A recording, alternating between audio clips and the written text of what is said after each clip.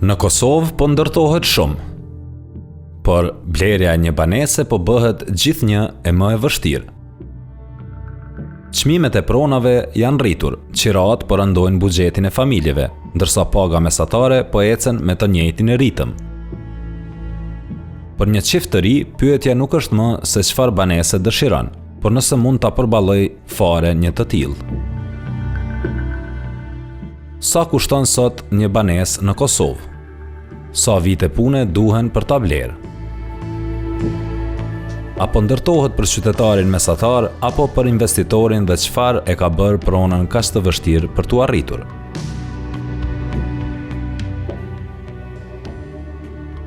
Metri katror për qytetin e Prishtinës shkon nga 1.250 deri në 3.000 euro, në Fush Kosovë 900 deri në 1.400 euro, në Prizren 900 deri në 1.700 euro, metri katror për Ferizaj nga 850 në 1.500 euro, në Pej 850 deri në 1.500 euro, derisa në Gjilan 800 deri në 1.400 euro për metër katror.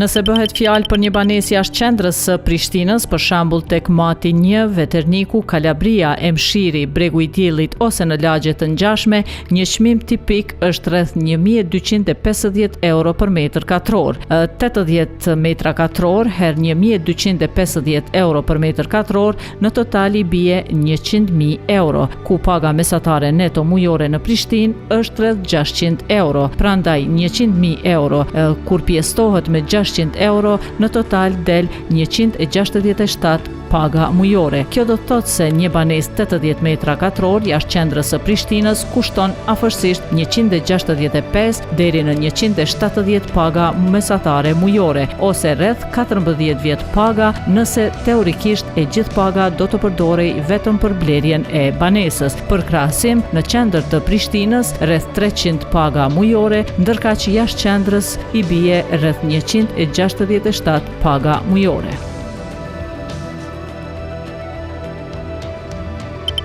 Nëse marrim një shembull realist për një banesë 80 metra katror jashtë qendrës së Prishtinës, çmimi për metër katror është rreth 1.250 euro, ndërkaq vlera e banesës i bie të jetë 100.000 euro.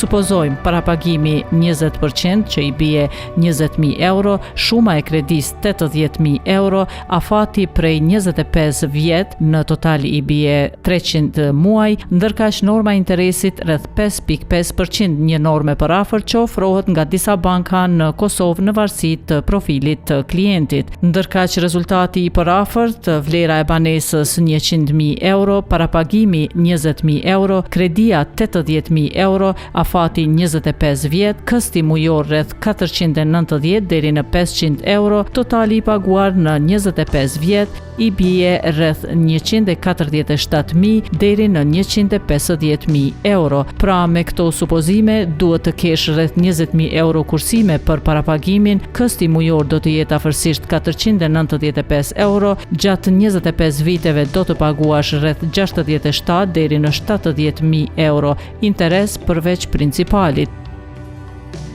Nëse e përdorim shembullin e mëparshëm, paga mesatare neto mujore rreth 600 euro, kësti mujor i kredis është rreth 495 euro. Kur bëhet krahasimi, del që paga mesatare neto 600 euro, kësti mujor 495 euro, pjesa e pagës që shkon për këstin 82.5%, mbeten pas pagesës së këstit 105 euro. Kjo tregon se për një person me pagë mesatare, një kredi e tillë është zakonisht e vështirë të miratohet. Shumica e bankave kërkojnë që kësti mujor të mos kaloj afërsisht 30 deri në 40% të ardhurave neto të familjes. Për një këst prej 495 euro, të ardhurat neto mujore të familjes zakonisht duhet të jenë rreth 1.240 euro nëse kufiri është 40%, ose 1.650 euro nëse kufiri është 30%. Prandaj në praktik blerja e një banese 80 metra katror në Prishtinë me kredi është më e arritshme për një çift ku të dy punojnë dhe kanë të ardhurat të kombinuara mbi 1.200 deri në 1.600 euro në muaj, ose një individ me të ardhura dukshëm mbi pagën mesatare. Të Të dhënat për Kosovën nuk publikohen çdo vit në formën e një indeksi zyrtar të çmimeve të banesave, por bazuar në raportimet e tregut, agjencive të patundshmërive dhe analizat e viteve të fundit, trendi në Prishtinë ka qenë afërsisht ky. Në vitin 2020, çmimi mesatar për metër katror ka qenë 800 deri në 950 euro, në vitin 2021 900 deri në 1050 euro, që në ndryshim vjetor i bjen për 10 deri në 15% më shumë, në vitin 2022 1050 deri në 1250 euro, ndërkaq ndryshimi vjetor 15 deri në 20%, në vitin 2023 1200 deri në 1450 euro, 10 deri në 15% më shumë në ndryshimin vjetor, në vitin 2024 1250 deri në 1400 euro, që i bjen në ndryshim vjetor 5 deri në 10% më shumë, derisa në vitin 2025 1350 euro deri në 1600 euro çmimi mesatar për metër katror, ndërkaq 8 deri në 15% ndryshimi vjetor. Ndërkaq në vitin 2026 çmimi për metër katror 1500 deri në 1800 euro jashtë qendrës, ndërkaq 2000 deri në 2800 euro në zonat premium, në ndryshimin vjetor mbi 10 deri në 15%. Si ka ndryshuar një banesë 80 metra katror? Në vitin 2020 vlera e banesës 80 metra katror ka ndryshuar nga 64.000 deri në 76.000 euro. Viti 2021 72.000 deri në 84.000 euro. Në vitin 2022 84.000 euro deri në 100.000 euro. Në vitin 2023 96.000 deri në 116.000 euro. Në vitin 2024 100.000 deri në 112.000 euro, viti 2025 çmimi ka ndryshuar nga 108.000 deri në 128.000 euro, derisa viti 2026 çmimi i banesës për 80 metra katror varion nga 120.000 deri në 144.000 euro jashtë qendrës.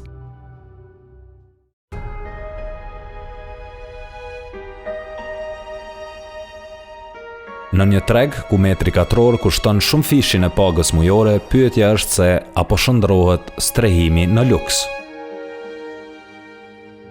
Po, janë dy faktorë, faktorët e brendshëm dhe faktorët e jashtëm. Faktorët e brendshëm janë për shkak kostos operative që kanë bizneset në ndërtim dhe në mënyrë automatike ndikojnë në rritjen e kostos për ta, për bizneset, për metër katror dhe në mënyrë automatike ndikojnë edhe tek çmimi. Së pari është luftë, pushtimi i Rusë në Ukrainë, ndryshimet globale të kanë ndodhur, domethënë për shkak të ndryshimit të ekurit dhe për shkak të ndryshimeve në rrjedhat globale dhe kanë ndikuar drejt për drejt sepse ne importojmë shumë, domethënë importues të lartë jemi në tregun kosovar dhe një ndryshim në politikat botërore ndikon drejt për drejt në ndryshimin e kostos operative për bizneset dhe bizneset detyrohen ta shesin në një çmim tjetër. Rasti konkret i fundit është domethënë lufta e Shtetit Bashkuar të Amerikës dhe Irani.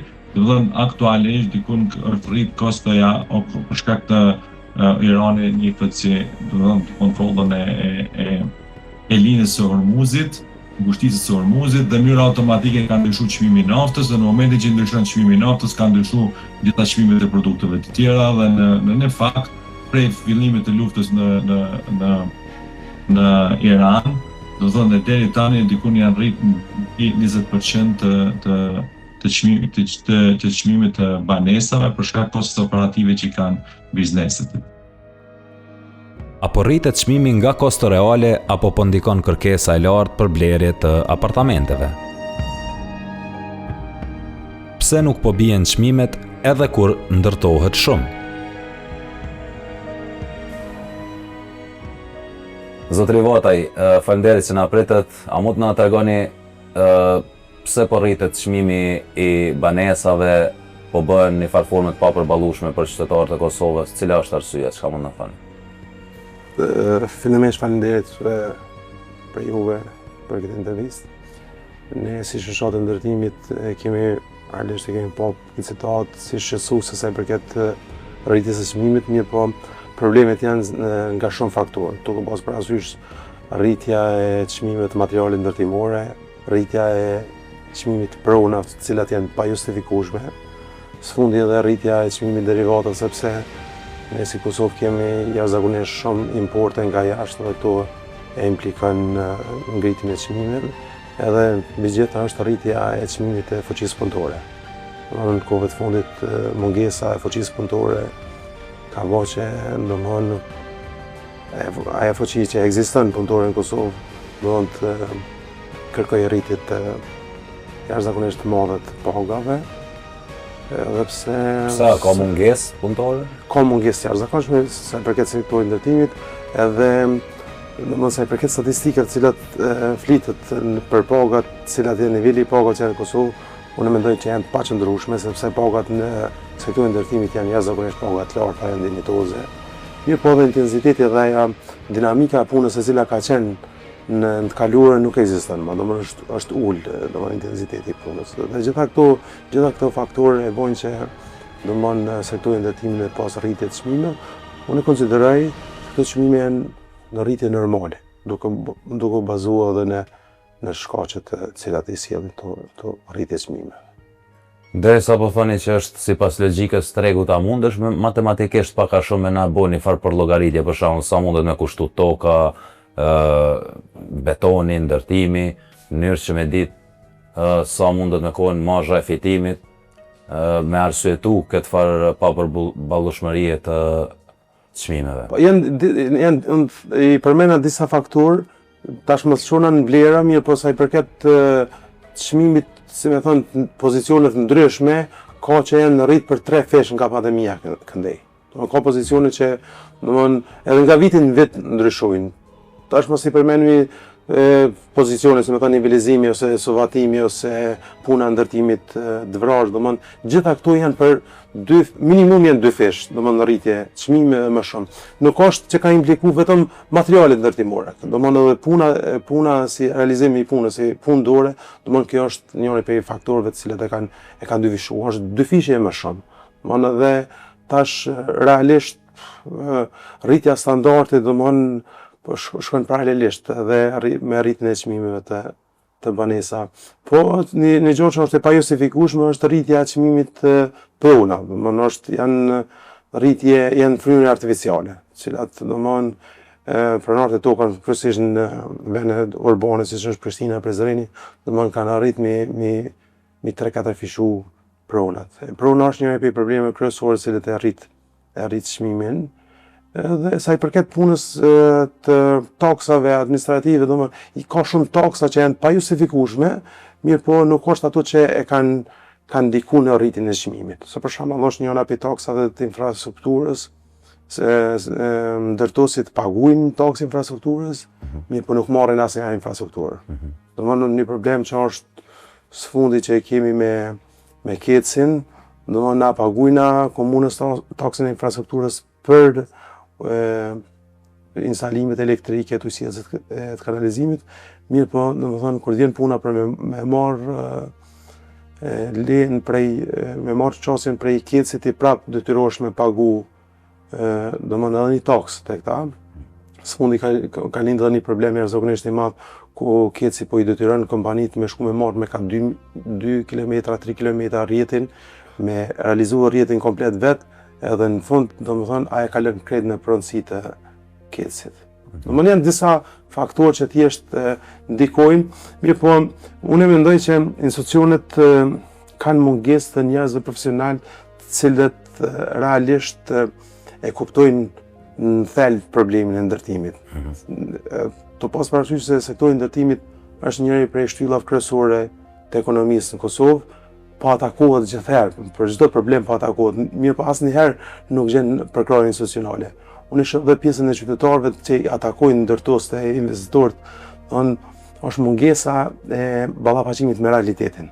Më shumë ajo farë, si me thonë, ona vizuale, gjithherë bazohen nga kantieri i ndërtimit ose si me thonë, nuk bazohen në diçka në final. Si sektori i ndërtimit, unë konsideroj që duhet pak me sensibilizu masën edhe me tregu që ndërtimi është shtyllë kryesore.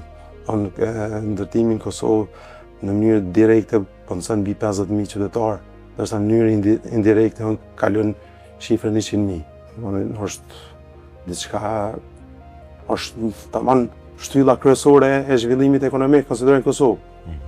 Edhe pse Kosova është me një farë situate jo të qëndrueshme sa i përket punës ndërtimit, mungesa një planit strategjik kombëtar për zhvillimin dhe strategjinë e zhvillimit zonave urbane, mirë po jo vetëm.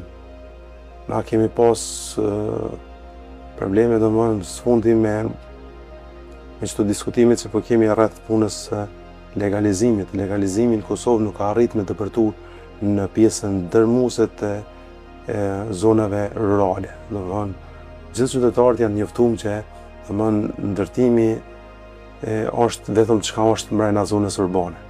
Domethënë nuk ka asnjë aplikim për legalizim që ka qenë afati deri në vitin 2020 për aplikim. Domethënë nuk ka asnjë aplikim nga viset rurale. Domethënë është blloku i gjithë kapitali janë mbi 330.000 objekte në Kosovë të pakapitalizume, të cilat janë pa legalizuar. Domethënë kjo është vetëm një mungesë e një vullnetit të institucioneve për me shtyr këtë gjë përpara. Domethënë ne sot si Kosovë kemi gjeodet e licencuar të cilat bajnë përgjegjësinë për metrat katror të cilat vlerësohen terren. Shka i vjen institucionit, i vjen një grup punës i cili i fut lanë sistem. Kjo mungesë e vullnetit neve na kalon me mbi 330.000 objekte pa legalizuar. Po këto objektet pa legalizuar do duhet të ishin më të lira apo më të shtrenjta të çmim, sepse logjikisht do duhet të kishin një çmim më të lirë të pas parasysh që në një farë formës janë të legalizuar. Jo, unë nuk mendoj që legalizimi në atë kuptimin që me përcaktu çmimin. Legalizimi e kapitalizon çdo asete që janë pa kapitalizu, ndërsa sa i përket çmimit përcaktohen janë shumë faktorë. Është faktori i lokacionit, është faktori i cilësisë së ndërtimit që është realizuar, pavarësisht se ka qenë një kohë në një periudhë kur banesat që janë ndërtuar para lufte, kanë pasur një perspektive, kanë pasur një çmim shumë të lartë, mirë po gradualisht njerëz me ballavaqimin me realitetin e po që nuk është ajo diçka që thjesht është më kualitative, po ka qenë punë lokacioni, nuk ka qenë punë cilësie. Nuk e përcaktojnë çmimin. Kur flasim për banesat para lufte dhe këto që janë ndërtuar pas lufte, e shohim që këto pas lufte shiten në mënyrë bruto, ndërkaq që ato të para luftës janë neto. Nëse blen sot 70 metra katror, një banesë dalin diku 5-6 metra. Ndërkaq ato pse ndodh kjo? Po kjo është një sistem që është jo vetëm Kosovë, po thuaj që gjithë rajoni, ka kompani të caktuara të cilat kanë vendosur standarde për çështje marketingu ose për çështje të politikave të tyre si kompani. Mirë po pavarësisht mundesh me shit banesën neto apo mundesh me shit banesën bruto, çmimet nuk ndryshojnë. Nëse shitet banesa neto, sigurisht ka me pas një çmim më të lartë. Nëse shitet bruto, kjo është pak më shumë një lloj mashtrimi optik, si më thonë. Mirë, po nuk është ajo që nëse ti ke blen një banesë neto me pas çka implikon ajo, implikon tarmën në pagesën e taksave në raport me komunën në këtë rast katastrin. A ka Kosova banesa apo ndërtohen Kosovë banesa luksi, a ka banesa të cilat janë të përballueshme për qytetarët e Kosovës, tu pas parasysh të ardhunat. Edhe po ashtu sa ndikon diaspora në blerjen e këtyre në ngritjen e çmimeve. Fillimisht për studimet që janë bërë, Kosova del ndër vendet që kanë pronësi më shumë se çdo vend tjetër në Evropë. Domethënë mbi 90% qytetarët e Kosovës kanë më shumë se një pronë. Domethënë atëherë është edhe kjo farë kultura jonë që domethënë me pas diçka në pronësi. Domethënë te na puna që ras është pak si jo normale. Edhe për atë arsye domethënë pjesa dërmuese e qytetarëve sot në Kosovë kanë më shumë se një pronë. Sa i përket punës fuqisë blerëse, unë konsideroj që faza emergjente në Kosovë ka kalu sa i përket zgjidhjes, se njerëz deri tash kanë ble, si the, metra katror neto bruto. tash është koha e njerëz dëshirojnë me bë zgjidhje, jo me ble metra. Edhe po besoj që Kosova gradualisht do të me kalu nga ajo në sasi në cilësi. Edhe pse kohëve të fundit ka nisë me ndryshu këtë trendi i cilësisë, ka inovacione jashtëzakonisht të mëdha në sektorin e ndërtimit. Një mirë, po bashkë na kena probleme thelbësore.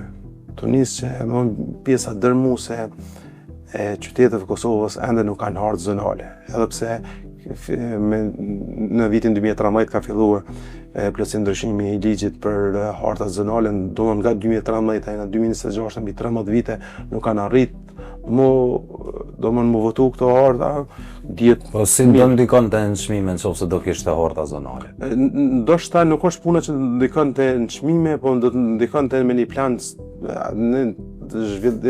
një plan zhvillimor cilat thjesht do ta orientonte ndërtimin. Ne kena pjesë jashtëzakonisht të bukura të qytetit që thjesht i kena dëmtuar, kini një objekt 2-3 kate dhe kini shtëpi të vjetër që s'bën më rënuar.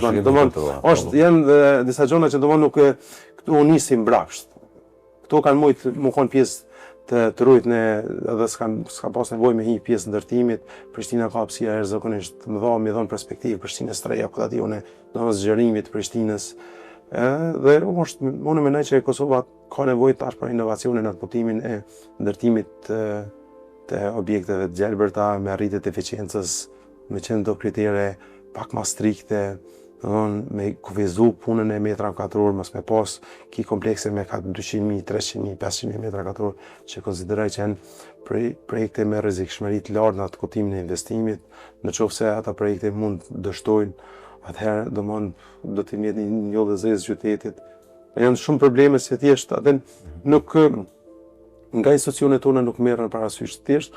Unë konsideroj që është mungesa njerëzve adekuat në pozicionet të saktuara sa i përket këtyre strategjive, qofse në atë kuptimin e institucioneve lokale apo qendrore.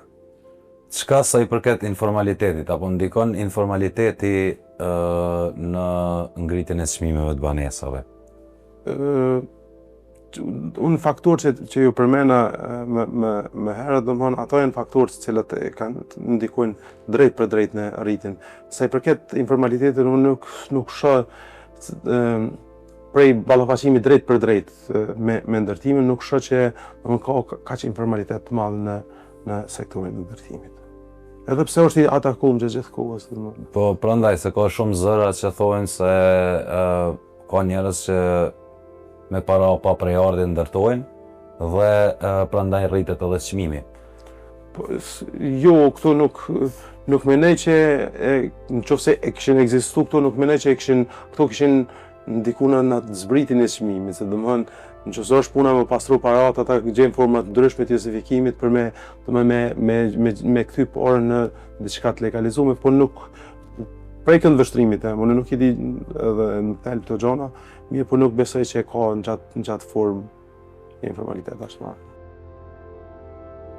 Në anën tjetër, kompanitë që merren me shitje e blerje pronash, po ashtu po hasin në telashe për shkak të pa përballueshmërisë së qytetarëve për blerjen e tyre. Zonja Hasani, çfarë mund na thoni sa i përket kërkesave për banim nga qytetarët e Kosovës? Cilat janë kërkesat e tyre? Çfarë kërkesa keni më shumë si kompani? Ne si kompani jemi gjithmonë të fokusuar që klientëve tonë më janë mundësu ato kriteret të cilat ata mund me i plotësu, duke bazuar të qirojat më të përshtatshme për statusin ekonomik se çfarë një familje e re ose një familje, një çifti të ri mundet me përballu. Na, si kur agjencion pro prona, mundem me ofru zgjidhje të pa limitueshme. Apo ngjecni në mirë kuptim duke pas parasysh krizën financiare në të cilën përballet Kosova? E vërtet është. Kemi edhe si përballje, tu bazu te fakti që çmimet janë rritur, por gjithashtu nuk mundem me i vë faj vetëm një në spal. Tu bazu se edhe ndërtuesit e kanë edhe kostën e tyre. Tu bazu se tokat nuk e kanë çmimin e lirë. Edhe punëtorët e institucioneve ndryshme i kanë pagat minimale, të cilat mund me lu një rol kyç të ndërtuesit, që ata me rritë vlerën e një apartamenti ose një shtëpie, çfarë klienti mundet me kërku. Po, cilat janë kërkesat më të mëdha nga shoqëria kosovare? Qofshin familje, qofshin student, a kërkojnë ambientet më mëdha, a kërkojnë ambientet më të vogla, më të vëllëtshme? Si e shihni? Kërkesat e tyre mund më bazu te fakti se çfarë të ardhura shkan. Për shembull, një student, ju dini edhe vetë nështë jeni konë edhe vetë student. Kur don me ardhë me një vend, një qytet i madh, qysh është Prishtina, don me kërku një banesë që është më e përshtatshme që ka për fakultetin, ka për institucione të ndryshme, sikur shëndetësia, sikur arsimimi, e kërkon një banesë jo shumë të madhe. Mirë po, tash përmes lokacionit se ku është e pozicionuar apartamenti ose banesa që e kërkon, atëherë çmimi mundet me ndryshu. Nëse ti për shembull e lyp në breg të diellit edhe kërkon një çmim më të vogëlshëm, atëherë është pak më me cilësu në krizë për me gjetë ato që ajo e kërkon. Për shkak se është lokacioni për çmimet më të larta. Po na për ceki prap, sikur agjencion, i ofrojna gjithmonë zgjidhje më adekuate të u bazu në mënyrën e të ardhura se çfarë i kanë klientat. Në qoftë se kthehemi në retrospektiv 3-4 vite, 5 vite mbrapa, cili është mendimi juaj ose si e shihni ngritjen e çmimeve? Sa mund të kenë shku çmimet më larta? Çmimet e larta jemi të vetëdijshëm që kanë pasu rritje shumë të lartë. Po, e keqja e kësaj pune është që institucionet nuk e kanë bërë rritjet e tjera, për shembull rritjen e pagës, rritjen e pensioneve, rritjen e këtyne. Dhe me thonë është një farë disbalance, se nuk mund është për shembull me 590 euro, sa është rroga minimale. Mesatare, po. Mesatare. Me marrë një banesë, me një top lokacion që ceka më herët. Kur e din që nëse je dy partnera, edhe doni me kriju një familje, edhe tash njani paguhet 590, tjetër 590. Tash një rrugë ti dush me llogarit që ka me të shku për qira, e pjesa tjetër ku? Edhe janë disa sene që nuk besoj që i ka fajin vetëm njëna palë. Për shembull banesat ose ndërtuesit ose na sikur agjencion. Na nuk mujna me pas fajin që i kena na çmime të larta kur na vetëm e përcjellëm ato si kush na jep neve të drejtën për mja prezantu pronën atyne. Kjo ka ndiku jo në mënyrë pozitive të çiftet e ri. Do me thonë, besam është kogja një lloj stresi i madh, sa që po ndikon edhe në krisjen e martesave ose fejesave të reja, shkak i çmimeve. Këto, unë e thëm, edhe mund me thonë edhe plot të tjerë që ka rol shumë të rëndësishëm. Nga këto që dëgjuam nga ndërtuesit dhe kompanitë e patundshmërisë, a justifikohet rritja e çmimeve vetëm me koston? A shohim një treg të shtyrë nga investimi më shumë se sa nga nevoja e banimit? Çfarë po ndodh me familjen mesatare në Kosovë e cila kërkon strehim? Diferenca mes kostës së jetesës dhe të arnave është rritë shumë, dhe kosta e jetesës është rritë në mënyrë të vazhdueshme. Dhe sa të arnat janë pa përballueshme për me përballu kostën e jetesës, sepse pagat e Kosovës janë më shumë paga të për me kalu ditën, e mos flasme për me kursye dhe me bëj investime. Dhe këto nuk e kemi veç Kosova, e ka këtë vendet e ndryshme të botës, mirë po fatkeqësia e Kosovës që i kemi në një situatë të cilët gjitha kostet të cilët i sjellin institucionet kompetente dhe pa një analistë mirëfillt për me rëbërë reformat të thella në institucione dhe shkakton probleme të jashtëzakonshme të cilët nuk mund me përballu të dhënë qytetarët e Kosovës për me blej një apartament apo një gjë elementare. Do të thënë pagat e tona janë pagë vetëm sa për ekzistencë. Mos flasim më mundësit për me blej dikush një apartament ose diçka tjetër, ka një mundësi me hyrë kredi me vite të tëra, do të thënë të deri 30 vjet, në mbi 20 vjet. Dhe e dytë që ndikon drejt për drejt në uljen e cilësisë së jetesës, dhe e dyta, faktori i dytë është me shit ndonjë aset, ose mund me pas dikon jashtë shtetit që të ja suporton për me blej një banesë. Për ndryshe, me pagë është e papërballueshme për të blej një apartament. Sa i përket rritjes së qirave dhe që përmene më parë se rroma më të përgjigj, dhe në faktorët e tjerë janë sepse është rrit kosteja. Çfarë përbën koste operative, për shembull mirëmbajtja, janë rrit faturat e ujit, janë rrit faturat e energjisë elektrike dhe detyrimisht edhe njerëzit që shkojnë me qira objekte apo banesa apo diçka të tillë, në automatik ndikojnë ata në fund ja faturojnë qytetarët e Republikës së Kosovës. A ka mundësi Kosova, kapacitet, bizneset kosovare dhe mundësitë që të përballojnë inflacionin dhe kostin e jetesës në Kosovë kanë papërballueshëm, sepse bizneset kanë një farë mundësie të kufizuar financiare dhe detyrohen edhe ato të punojnë sot për nesër, sepse ne dorën e zemrën ne do të pranojmë një gjë të tillë, ne edhe shtetin e kemi improvizues, do të sot për nesër. Kjo është e dhënshme për ta thënë, mirë po e imponome, sepse ne shohim gjendjen aktuale, do të thonë shtohen ministri pa projekcione buxhetore dhe këto ndikojnë drejt për drejt, se dy mundësi ka shteti. Nëse s'është i kujdesshëm me buxhetit dhe mjeteve financiare, shteti do të merrit taksat për me kriju të hyrat. Dhe ose e dyta do të merrit borxhin publik për me kriju të hyrat, për me mbulu çdo shpenzime. Fatkeqësisht është që ne kemi ndërtuar një skemë sociale të cilët njerëz të cilët kanë tarna shumë të ulta me pas suportim edhe nga shteti, me dhënë një garanci dhe normat e interesit janë shumë të ulta për me marrë ata investime. Sepse mjetet financiare të cilët i morën autorët e Kosovës kanë të pamundur të kursejnë. Dhe ato krejt shkojnë në çështjet e kostës ditore të cilat e kanë ose kostës mujore. Mos ta shtyjmë këtu edhe do të lutë zlotin që nëse s'ke dikon smut të përndryshe dhe bornat esenciale dush me blen. Që ka për obligim shtetit i ketë këto. Çfarë politikash publike do ta bënin më të përballueshme blerjen e pronës për familjet e reja? A do të ishte efekt subvencionimi i kredisë për çiftet e reja? Shteti ka dy mundësi. Para është të ketë një kornizë ligjore të cilën ata të cilët kanë papërballueshme kostin e jetesës të ndihmojë. Të paktën nështë në mënyrë financiare nuk ka mundësi për arsye se buxheti i Kosovës është i varfër dhe kemi shumë nevojë për gjëra të tjera për me investu. Dhe mirë po mund të jetë një garantues për të familjen nëse ka tarna të shumë të ulta, që nëse është një garantues, do të norma interesit të jetë shumë e ulët për ta.